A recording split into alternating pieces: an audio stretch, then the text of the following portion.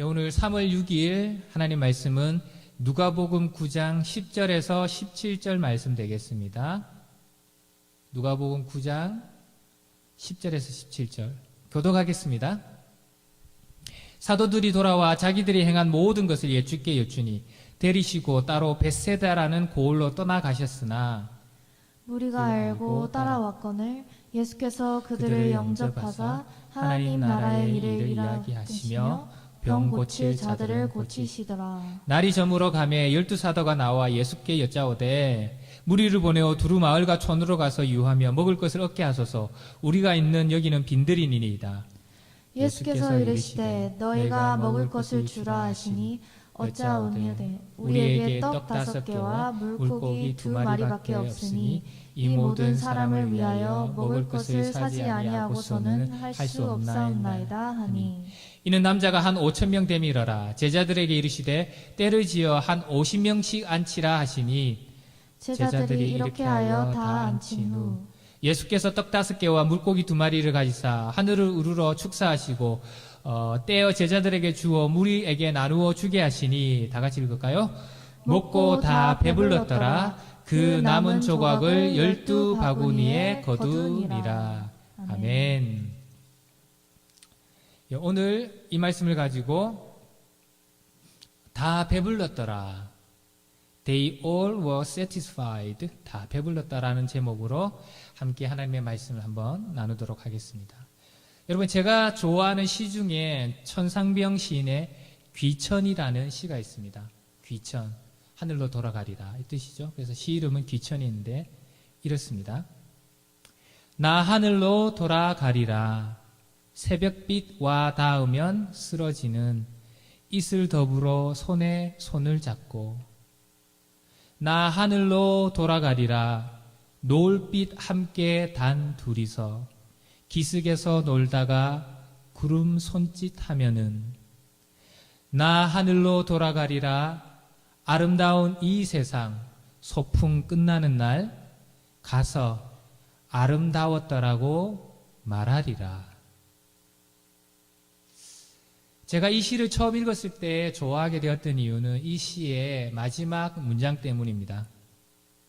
아름다운 이 세상 소풍 끝나는 날 가서 아름다웠더라고 말하리라. 시인은 그가 살았던 이 세상의 고단한 삶을 소풍으로 비유하면서 다시 하늘로 돌아가기를 소망합니다. 그리고 그가 하늘의 주인에게 자기의 인생을 아름다웠다라고 보고할 것이라고 오늘 고백하고 있잖아요. 시인은 이 땅에 그가 영원히 머무를 거라고 믿지 않았습니다.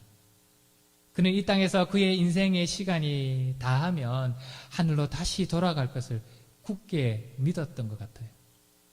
그렇습니다. 여러분, 우리 모두도 시인과 같이 이 땅에 영원히 머무를 수 없습니다.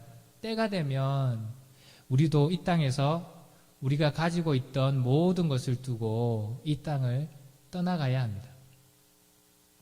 오늘 본문을 이렇게 시작하고 있습니다. 10절에 사도들이 돌아와 자기들이 행한 모든 것을 예수께 여쭈니. 같은 본문을 말하고 있는 마가복음 6장 30절은 제자들이 예수님에게 자기들이 행한 것과 가르친 것을 낱낱이 다 고하였다고 또 말하고 있습니다. 주님으로부터 보냄을 받았던 제자들은 시간이 지나자 이제 임무를 다 마치고 주님께 다시 돌아왔습니다. 선교 여행에서 돌아온 제자들은 예수님에게 그들이 선교 여행에서 하나님의 나라를 선포한 것과 병자들을 고친 것들을 자세하게 다 보고합니다. 리포트하죠. 그들이 주님으로부터 받은 권세와 능력으로 얼마나 놀라운 일들을 경험했는지 다 증거합니다. 여러분, 우리도 제자들과 같습니다. 우리 모두는 하나님으로부터 이 땅에 보내심을 받은 사람들입니다. 요한복음 1장 6절에 성경은 요한을 이렇게 묘사합니다. 하나님께로부터 보내심을 받은 사람이 있으니 그의 이름은 요한이라. 하나님께로부터 보내심을 받은 사람이 있으니. 이 지구에 태어난 모든 사람들은 그냥 하늘에서 떨어진 것이 아니고 하나님께서 하늘에서 보내셨다. 성경은 분명하게 그렇게 말하고 있습니다. 그리고 때가 되면 우리는 이 땅을 떠나 우리를 이 땅에 보내신 하나님에게 다시 돌아가야 합니다. 또한 시인 천상병과 제자들처럼 우리 인생을 천지의 주인인 하나님께 보고해야 돼요. 하나님, 제가 어떻게 살았습니다. 우리가 이 땅에서 무엇을 행했는지 또 무엇을 가르쳤는지 모두 말해야 됩니다. 로마서 14장에서 바울은 우리가 다 하나님의 심판대 앞에 서게 될 것이라고 말합니다. 그리고 12절에 이렇게 또 말합니다. 우리 각 사람이 자기 일을 하나님께 직고하리라. 그냥 하나님께 서면 저절로 다 말하게 된대요. 우리는 우리가 말한 것과 행한 것, 그리고 그것을 통하여 다른 사람에게 무엇을 가르쳤는지를 가르치고 또 있는지를 주의해야 합니다. 왜냐하면 우리는 그 모든 것을 하나님 앞에서 고백해야 하는 시간을 가지고 있기 때문이에요. 우리가 행하는 것이 우리가 믿는다고 하는 하나님의 말씀과 지금 일치하고 있습니까? 우리의 손과 발은 도움이 필요한 사람들을 세워주고 있습니까? 우리의 삶은 제자들처럼 아픈 사람들을 돌봐주고 지치고 상처받은 사람들을 위로하고 격려하고 있습니까? 우리를 통해 사람들은 온통 어두운 세상 속에서 한 줄기 사랑의 빛을 발견할 수 있어야 합니다. 우리가 하늘로 돌아가 주님 앞에 섰을 때에 우리 모두는 주님께 이 땅에서 주님과 함께 했던 우리의 인생이 아름다웠다 고백할 수 있는 인생이 되기를 기도합니다. 아멘. 여러분, 오늘 이 본문은 마태복음, 마가복음, 누가복음, 요한복음, 사복음서에 모두 나오는 유일한 기적 사건입니다. miracle, only miracle. 그만큼 중요한 사건이라는 말이 되겠죠. 본문을 보면 이야기는 이렇게 전개됩니다. 선교 여행을 갔던 제자들이 주님께 돌아와 선교 보고를 합니다. 마가복음에 의하면 제자들의 보고를 받으신 주님은 제자들에게 쉼을 주시기 위해서 한적한 곳으로 가시기 원했다고 합니다. 오늘 본문에서는 그들이 갈릴리 호수 북쪽에 위치한 벳세다로 출발하였다고 합니다. 그러나 예수님과 제자들을 알아본 수많은 사람들이 그들을 따라 쫓아오게 됩니다. 그러자 예수님은 그 수많은 무리, 군중들을 귀찮아하지 않아요. 지금 쉬러 가고 있었는데 사람이 따라왔지만 주님은 그들을 귀찮아하지 않고 환영합니다. 11절에 이렇게 말하잖아요. 무리가 알고 따라왔거늘 예수께서 그들을 영접하사, 웰컴 했다는 거예요. 영접하사.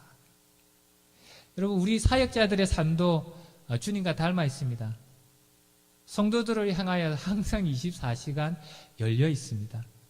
몸이 지치고 아파도 성도들이 필요하고 일이 있으면 달려갑니다. 왜냐하면 그것이 주님의 마음이기 때문입니다. 그런 무리를 환영하고 나서 주님은 하나님의 나라를 가르치고 아픈 사람들을 고쳐줍니다. 주님의 사역은 계속되었고 어느덧 날이 저물어서 어둑해지고 있었어요. 그러자 제자들이 주님께 나와 사람들을 마을로 돌려보낼 것을 제안합니다.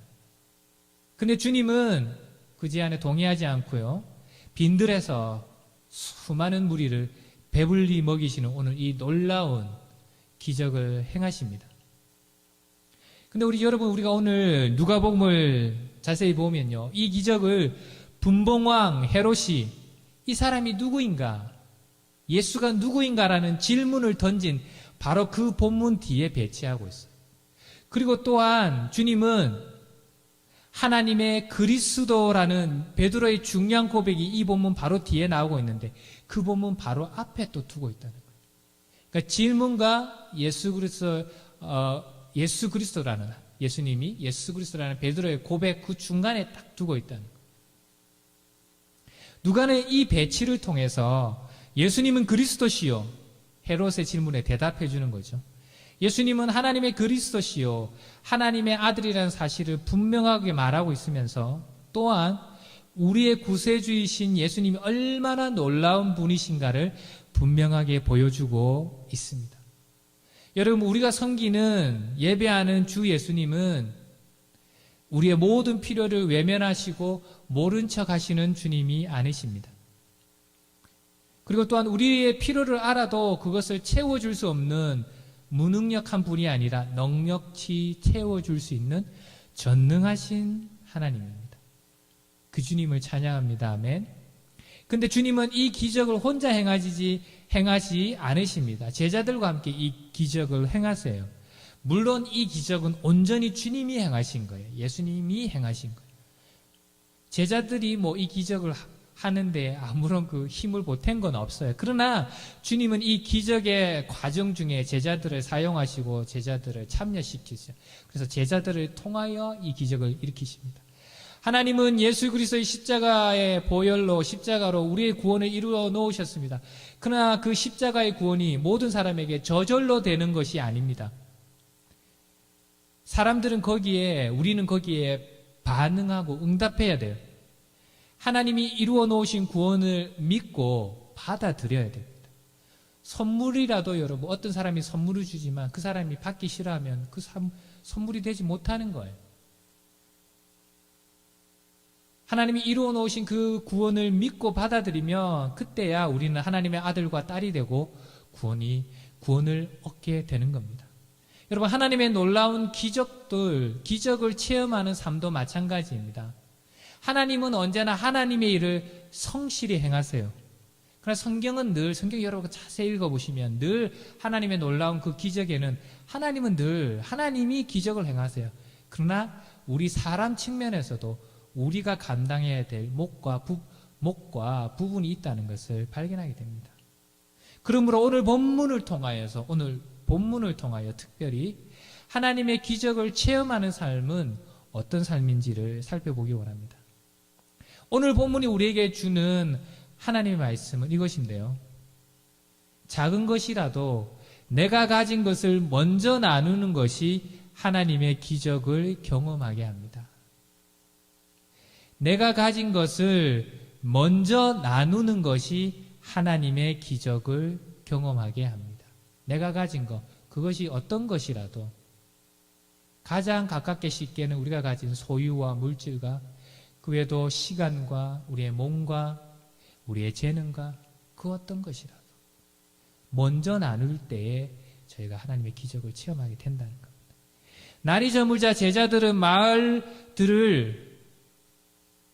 마을들에 있지 않았죠. 그러자 사람들을 마을에 보내어서 각자 먹을 것을 알아서 하게 합시다. 주님, 그렇게 제안합니다. 주님, 사람들이 알아서 하게 빨리 보냅시다. 예수님의 제자들의 이 제안, 서제션이 틀린 말이 아니에요. 여기는 빈들이었어요. 마을이 아니었어요. 그리고 사람들이 너무 많았어요. 14절에 그렇게 말씀하지 않습니까? 이는 남자만 한 5,000명 되밀어라. 여자하고 다른 남자 외의 사람들은 세지 않았다는 거예요. 또 요한복음에 의하면 200데나리온의 떡으로도 이 사람들을 다 먹이기에 부족했다고 말합니다. 이때 한 데나리온은 한 장정, 남자 장정이 하루 버는 품삯이 한 데나리온, 200데나리온이니까 제가 한 6일 일하는 것을 계산해보면 한 8개월, 요즘처럼 5일 일하면 더 하겠죠. 예.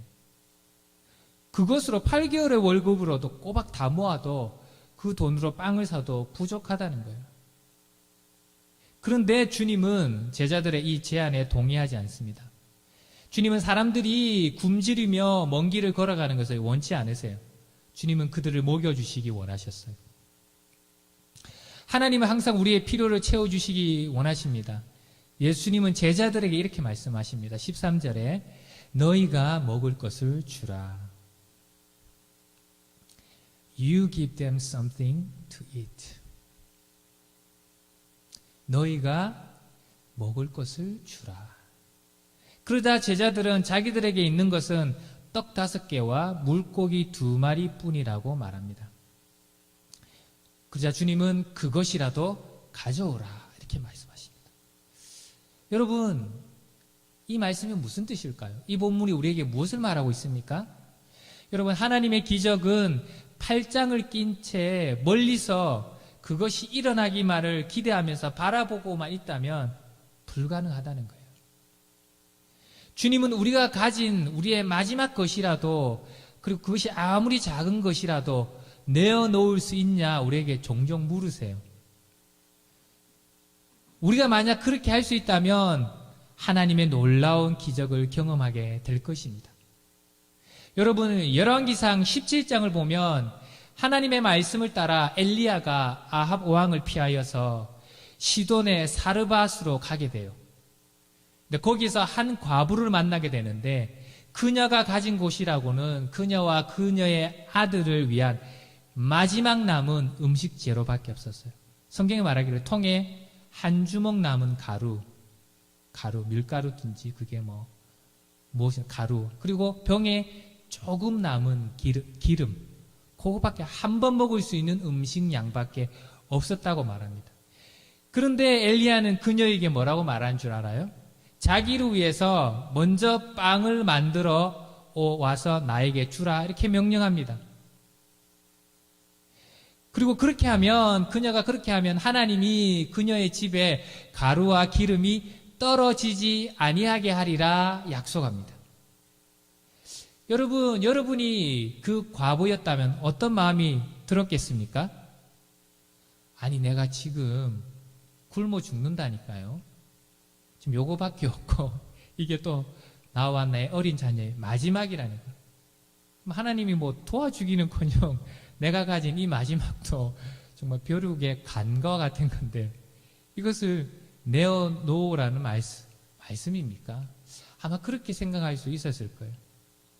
그녀에게 쉽지 않은 요구였습니다. 그러나 그 과부는 엘리야의 말에 순종하였습니다. 그리고 그 결과로 하나님의 놀라운 기적을 체험하게 됩니다. 하나님의 약속대로 그녀의 집에는 그 뒤로 가루와 기름이 떨어지지 않습니다. 통에서 가루를 퍼도 가루가 나오고 기름을 부어도 기름이 나오는 거예요. 왕상 17장 15절 16절을 하나님 말씀은 그것을 이렇게 묘사합니다. 그가 가서 엘리야의 말대로 하였더니 먼저 엘리야에게 빵 한 덩이를 구워 주었더니 마지막 남은 것으로 그와 엘리야와 그의 식구가 여러 날 먹었으나 여호와께서 엘리야를 통하여 하신 말씀같이 통의 가루가 떨어지지 아니하고 병에 기름이 없어지지 아니하니라. 아멘.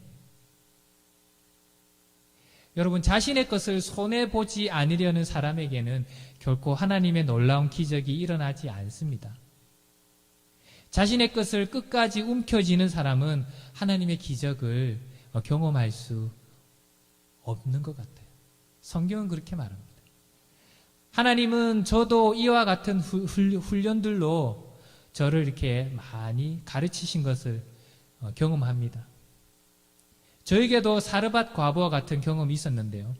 제가 하나님의 부르심을 받고 기다리는 사람들이라는 CCM 밴드로 한국에서 찬양 사역을 할 때입니다. 벌써 한 25, 6년 전 일인데요. 그때만 해도 찬양 사역만으로는 생계를 유지하는 것이 너무 힘들었어요. 이렇게 화려하게 무대에서는, 큰 무대에서는 찬양도 하고 이렇게 하지만 삶은 그거로 생계를 유지하는 것은 너무 힘들었어요. 그래서 제가 세컨잡으로 가족은 또 있으니까, 저와 자녀는 있으니까 피아노 튜닝을 학원에서 이렇게 제가 배워서 부업으로 또 저의 생활을 돕고 있었어요. 근데 또 그렇게 피아노 조율을 하다 보니까 간혹 중고 피아노를 매매하는 일도 하게 되었는데요. 그때 마침 제가 섬기고 있던 교회에 부목사님이 이제 따로 개척교회를 하면서 나가게 되셨어요. 교회를 개척하게 되셨어요. 그리고 부목사님이 개척교회를 위해서 다른 것들은 다 준비하셨는데 강대상이나 의자 등이나 이런 거 다 준비하셨는데 예배에 막상 필요한 찬송가를 반주할 피아노를 아직 준비하지 못했다는 말을 듣게 되었습니다. 피아노가 10만 원, 20만 원이라도 살 수 있는 게 아니잖아요. 지금도 그렇지만 그때도. 그래서 근데 제가 그 말을 듣는 순간 하나님 이 귀한 개척기에 피아노를 헌물하고 싶습니다.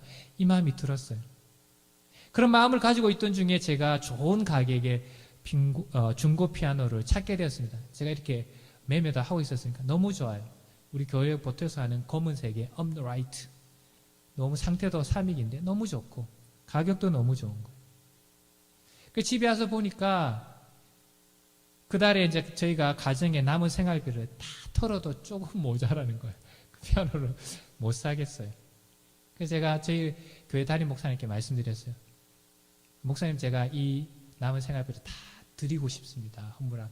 그래서 교회에서 조금 보태서 그냥 교회에서 하는 걸로 해주십시오. 그래서 저희가 그 달에 남았던 모든 생활비를 다 드리고 또 교회에서 조금 보태서 교회 이름으로 그 피아노를 헌물했어요. 그래서 개척하는 그날 창립 예배 드릴 때 가서 개척 예배를 우리 또 온 교회 식구들이 가서 예배 드렸는데 아직도 그때 감격을 잊을 수 없습니다. 그 예배 시간에 그 피아노가 울려지면서 찬송 드리면서 예배 드렸던, 그리고 그때 예배 드릴 때 하나님께서 제 마음속에 주셨던 그 기쁨은 지금도 잊을 수가 없습니다. 여러분, 이야기는 여기서 끝나지 않습니다. 저에게 사르밧 과부의 경험이 있다고 했잖아요. 사르밧 과부의 경험. 그래서 그 당시 제가 피아노 조율과 함께 이렇게 중고 피아노를 판매하고 있다고 말씀드렸잖아요. 그러나 여러분, 중고 피아노 판매는 그렇게 자주 일어나는 게 아니에요. 비싸니까 자주 일어나는 거예요. 근데 여러분, 그 사건이 있은 후부터 매달 정기적으로 중고 피아노 판매가 저에게 이루어지는 거예요. 사람이 들어오는 거예요. 저에게 중고 피아노를 부탁하고 하나 찾아달라는 거예요. 그래서 저와 함께 이 중고 피아노를 함께 옮기고 이러던 10여 년이나 더 오래 이 중고 피아노를 판매하시던 분이 있었는데 그 사람이 신기했어요.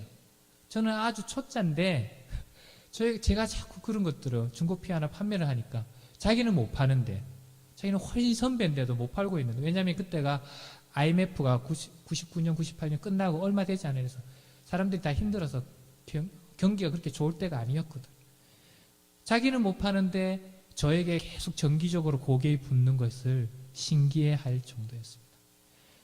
하나님은 그때 제가 가진 거, 작은 것이지만 제가 가진 것을 다 내어놓았을 때 오히려 저와 저의 가정을 배부르게 먹여주셨습니다. 아멘. 여러분, 사르밧 과부는 현명한 여인이었어요. 사실 그녀가 가지고 있었던 그 마지막 음식 재료들을 끝까지 움켜쥔다고 그녀의 인생에, 그녀의 가족에 달라질 게 무엇이 있겠습니까? 달라질 거 없잖아요.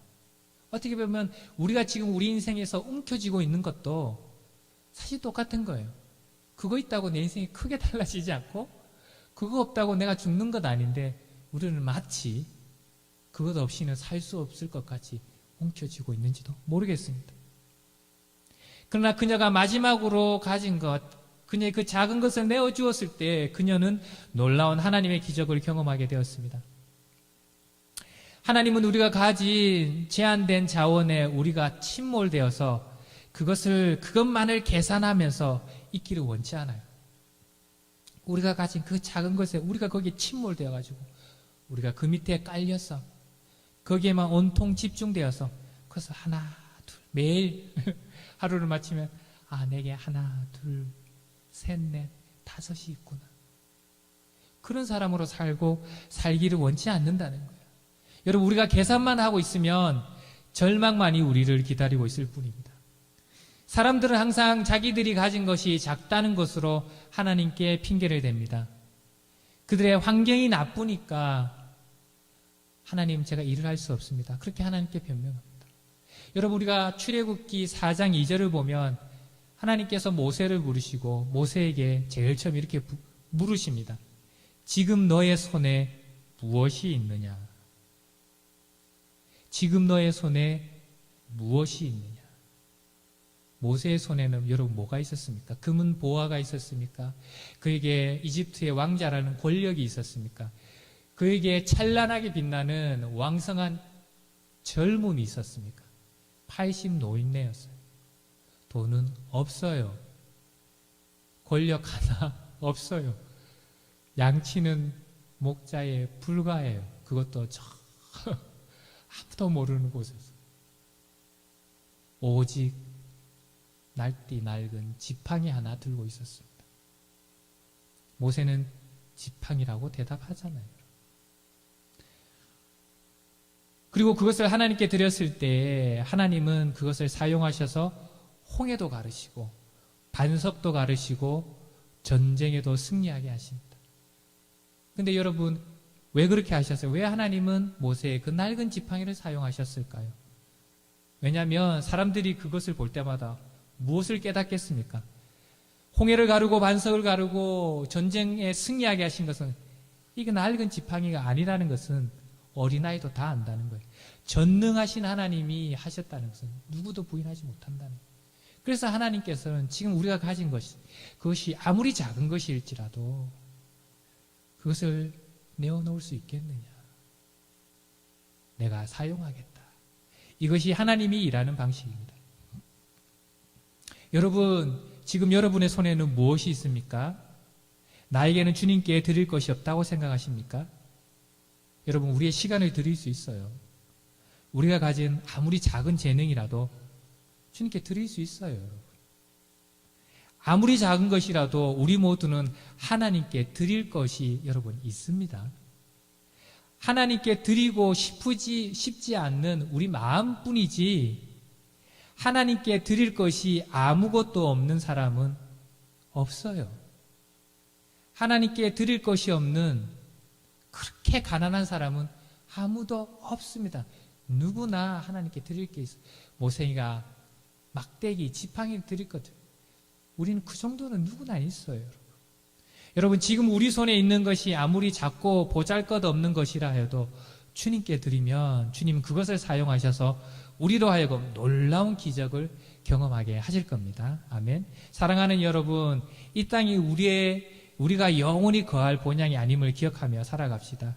우리가 다시 하늘로 돌아가 주님 앞에 우리의 인생을 고백할 때 아름다운 믿음의 보고를 드릴 수 있는 우리 모두가 됩시다. 또한 주님은 우리의 모든 필요를 아시고 채워주시기 원하십니다. 또한 능히 채워줄 수 있는 능력의 공급자가 되십니다.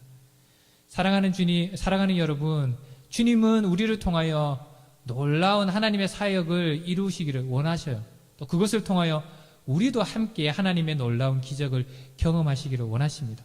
그러므로 우리가 가진 것들, 작은 것들, 우리의 시간과 몸과 물질과 재능과 그것들을 먼저 주님 앞에 내어드림으로 우리 삶을 통하여 주님이 많은 사람들을 살리고 먹이는 놀라운 기적을 경험하는 인생이 되기를 축복합니다.